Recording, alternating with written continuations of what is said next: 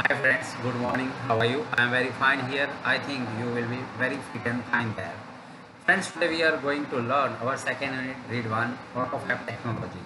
AutoFab is a combination of automated fabrication. Automated એટલે સ્વયં સંચાલિત જાતે જ અને ફેબ્રિકેશન એટલે સર્જન કરવું કે રચના કરવી. ટેકનોલોજી એટલે તકનીક પ્રયુક્તિઓ.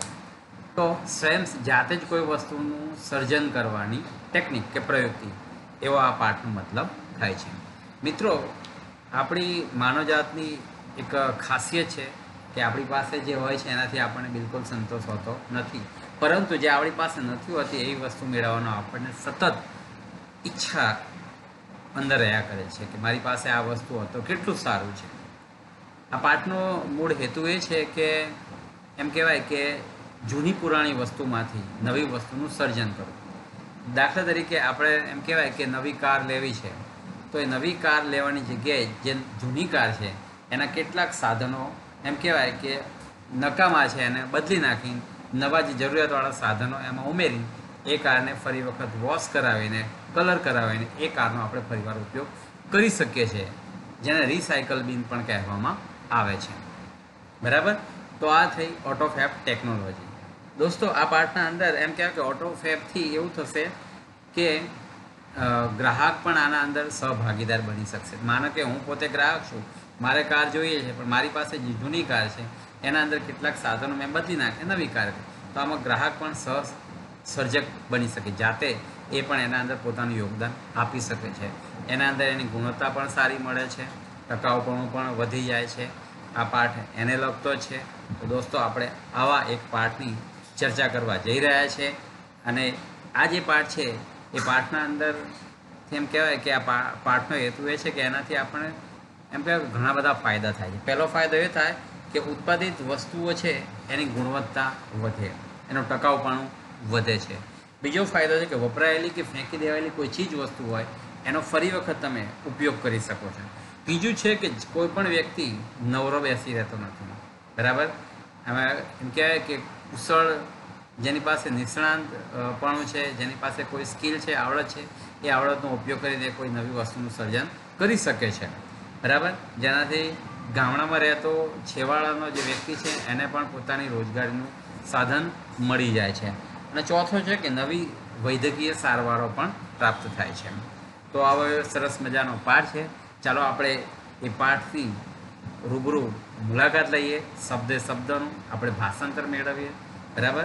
જોઈએ છે પાઠ read 1 unit 2 autofab technology, automated fabrication technology. Look at the first paragraph. Imagine, કલ્પના કરો, યોર સેલ્ફ, તમારી જાતે, એને કાર શોરૂમ. કલ્પના કરો કે તમે એક કાર શોરૂમના અંદર છો, એવી કલ્પના કરો. You are not happy with any model of the car in the showroom. એ શોરૂમમાં તમે કાર ખરીદવા ગયા છો અને એક શોરૂમના અંદર એક પણ મોડલ છે ગાડીનું એ તમને ગમતું નથી, એનાથી તમે સંતુષ્ટ નથી. નોટ હેપી, ખુશ નથી. મોડેલ ઓફ ધ કાર, ગાડીના એક પણ મોડેલથી, નમૂનાથી તમે ખુશ નથી. નાવ યુ વર્ક, હવે તમે કામ કરો. ઓન અ કમ્પ્યુટર, હવે તમે કમ્પ્યુટર ઉપર એક કાર્ય કરો છો. અને create your dream car on the screen. Screen એટલે પડદો, એ કમ્પ્યુટરના પડદા ઉપર તમારી સપનાની, ડ્રીમ એટલે સપનાની કારનું તમે સર્જન કરો. ક્રિએટ કરવું એટલે સર્જન કરો છો. નેક્સ્ટ વીક એન્ડ મેજિક, અને જાદુ. નેક્સ્ટ વીક, બીજા અઠવાડિયે, you get a delivery of a car fabricated exactly like your design. બીજા અઠવાડિયે યુ ગેટ અ ડિલિવરી, તમને એ વસ્તુ મળી જાય. ડિલિવરી મળવી એટલે કોઈ વસ્તુ તમને મળી જવી. એ કાર, એ ગાડી તમને મળી જાય છે. ફેબ્રિકેટેડ એટલે સર્જન કરાયેલી. Exactly like your dream design, તમારા સપનાના અંદર તમે જે ડિઝાઇન એટલે ભાત કે જે કંઈ તમે એ ડિઝાઇન કર્યું હતું એવી જ કાર તમને બીજા અઠવાડિયે તમારા ઘરે ડિલિવરી તમને મળી જાય છે. એટલો જાદુ કહેવાય. સચ મેજિક ઇઝ પોસિબલ, આવા કેટલાક જાદુઓ શક્ય છે. થ્રુ, દ્વારા, પ્રોસેસ પ્રક્રિયાથી નોન જાણીતી છે એઝ ઓટોમેટેડ ફેબ્રિકેશન. તો એમ કહેવાય કે ઓટોમેટેડ ફેબ્રિકેશન એટલે કે સ્વયં સંચાલિત સર્જનથી આવા કેટલાક જાદુઓ શક્ય છે. સેકન્ડ પેરેગ્રાફ, ઓટોમેટેડ ફેબ્રિકેશન સ્વયં સંચાલિત વસ્તુનું સર્જન કરવું ઓર ઓટોફેબ. તો it is a combination of automated fabrication. તો auto fabrication or autofab is a set, એક સેટ છે, ભાગ છે, ટેકનોલોજીસ એક પ્રયુક્તિનો એક ભાગ છે that automate the process for building 3-dimensional solid objects from raw material. તો સ્વયં સંચાલિત તકનિક છે એક એનો ભાગ છે કે જેમાં રો મટીરિયલ કાચા પદાર્થોમાંથી, ફ્રોમ એટલે માંથી, કાચા પદાર્થોમાંથી 3-dimensional solid object, 3 એટલે 3, ડાયમેન્શનલ એટલે પારિમાણિક, સોલિડ એટલે ઘનીય પદાર્થો. તો એમ કહેવાય કે સ્વયં સંચાલિત તકનિકની મદદથી અથવા એનો એક ભાગ છે કે જેમાં કોઈ કાચા પદાર્થોમાંથી ત્રિપરિમાણિક કહેવાય ઘનીય પદાર્થોનું સર્જન થાય છે અથવા એ વસ્તુ તમે બનાવી શકો છો. ધીસ ઇન્ડસ્ટ્રી, આ ઉદ્યોગ ઉપયોગ કરે છે સોલિડિફિકેશન ઓફ પોલિમર્સ એટલે રેસા, પાવડર્સ એટલે રજકણ powder, and other raw material અને બીજા કાચા પદાર્થો, ગાઈડેડ બાય ડિઝાઇન કરવામાં આવે છે, દોરવામાં આવે છે ઓન ઓર્ડિનરી કમ્પ્યુટર્સ. તો આ ઉદ્યોગો સાદા કમ્પ્યુટર ઉપર કોઈ ડિઝાઇન તૈયાર કરે છે અને એનું ગાઈડેડ એટલે માર્ગદર્શન પ્રાપ્ત કરીને તેમાંથી રેશા, પાવડર અને અન્ય કાચા પદાર્થોમાંથી ઘનીય પદાર્થોનો ઉપયોગ કરવામાં આવે છે. Now it will be possible, હવે એ શક્ય બનશે. પોસિબલ એટલે શક્ય બનવું ફોર હ્યુમન બિંગ, માનવ જાત માટે, ટુ અક્વાયર પ્રાપ્ત કરવું, પાવર શક્તિ, તાકાત, ટુ મેનિપ્યુલેટ કુશળતાપૂર્વક, પ્રોપર્ટીઝ ઓફ મેટર પદાર્થોના ગુણધર્મો. હવે માનવજાત માટે આ પદાર્થોના ગુણધર્મોનો યોગ્ય ઉપયોગ કરીને એ માનવજાત માટે એ શક્તિઓ પ્રાપ્ત કરવી શક્ય બનશે. ઓટોફેબ ઇઝ નાવ ક્રિએટિંગ ઓપોર્ચ્યુનિટીઝ. ઓટોફેબ શું કરે છે? એક નવી તકોનું સર્જન કરે છે. ક્રિએટિંગ એટલે સર્જન કરવું, ઓપોર્ચ્યુનિટી એટલે તકો, ફોર મેન્યુફેક્ચરર્સ ઉત્પાદકો માટે, ટુ સેટિસ્ફાય એમના સંતોષ માટે, the unique needs of customer, જે ગ્રાહકોની અસાધારણ જે જરૂરિયાતો છે, નીડ એટલે જરૂરિયાતો છે, એના સંતોષો છે. તો સ્વયં સંચાલિત વસ્તુનું સર્જન એ એમ કહેવાય કે ગ્રાહકોની અસાધારણ જે ઈચ્છાઓ છે, જરૂરિયાતો છે, એને સંતોષવા માટે એક નવી જ એમ કહેવાય કે તકોનું ઉત્પાદકો માટે સર્જન કરે છે. ઇન્વાઇટિંગ ધ કસ્ટમર, હવે આમાં શું થાય છે? ઇન્વાઇટ કરવું એટલે આમંત્રણ આપવું. ગ્રાહકોને આમંત્રણ આપવામાં આવે છે ઇન્ટુ ધ ડિઝાઇન, એ ભાત બનાવવા માટે ગ્રાહકોને આમંત્રણ આપવામાં આવે છે.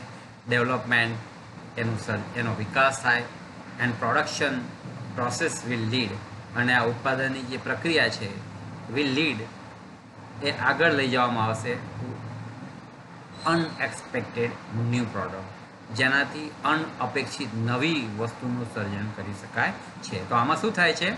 ગ્રાહકોને આ ડિઝાઇન તૈયાર કરવા માટે આમંત્રણ આપવામાં આવે છે, એનો વિકાસ કરવામાં આવે છે, અને એમ કહેવાય કે તદ્દન નવી ઉત્પાદનની પ્રક્રિયા અનઅપેક્ષિત ઉત્પાદન તરફ એમને દોરી જાય છે.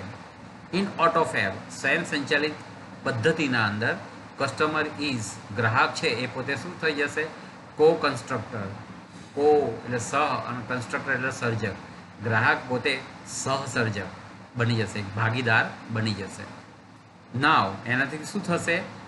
નાવ પ્રોડક્ટ એબિલિટી, પ્રોડક્ટ એટલે ઉત્પાદનની, લાયબિલિટી એટલે ટકાઉપણું, ઉત્પાદનનું ટકાઉપણું, અધર રિસ્ક અન્ય જોખમો, રિસ્ક એટલે જોખમ, એન્ડ પેટન્ટ રાઇટ્સ, પેટન્ટ એટલે ઇજારો, રાઇટ્સ એટલે હકો, ઇજારાના જે હકો છે, મે બી સેડ એ કદાચ શેર કરી શકાય છે વિથ ધ કસ્ટમર. શેર કરવું એટલે અહીંયા ભાગીદારી કરી શકાય છે. તો આનાથી શું થાય છે? ઉત્પાદનનું જે ટકાઉપણું છે, અન્ય જોખમો છે, ઇજારાના જે હકો છે, એનાથી ગ્રાહકોને ભાગીદાર બનાવી શકાય છે. ઓટોમેટેડ ફેબ્રિકેશન, સ્વયં સંચાલિત ઉત્પાદન છે, will have a dramatic impact on the society. સ્વયં સંચાલિત જે વસ્તુ છે, ઉત્પાદન છે, એનાથી ઇમ્પેક્ટ પડે છે. ઇમ્પેક્ટ એટલે અસર, ઇન્ફ્લુઅન્સ. સોસાયટી એટલે સમાજ ઉપર. ડ્રામેટિક એટલે આમ થાય નાટ્યાત્મક, પણ અહીંયા થાય જોરદાર. આ સ્વયં સંચાલિત ઉત્પાદિત વસ્તુથી સમાજ ઉપર એક જોરદાર પ્રભાવ પડશે, અસર થશે. હવે આ અસર થશે એની સાથે સાથે એના અંદર કેટલાક ફાયદા પણ થાય છે, એ પણ જોઈએ આપણે. એમાં પહેલો ફાયદો કયો છે? Better product quality. બેટર એટલે સારી, પ્રોડક્ટ એટલે ઉત્પાદન, ક્વોલિટી એટલે ગુણવત્તા. ઉત્પાદનની સારી ગુણવત્તા મળે છે.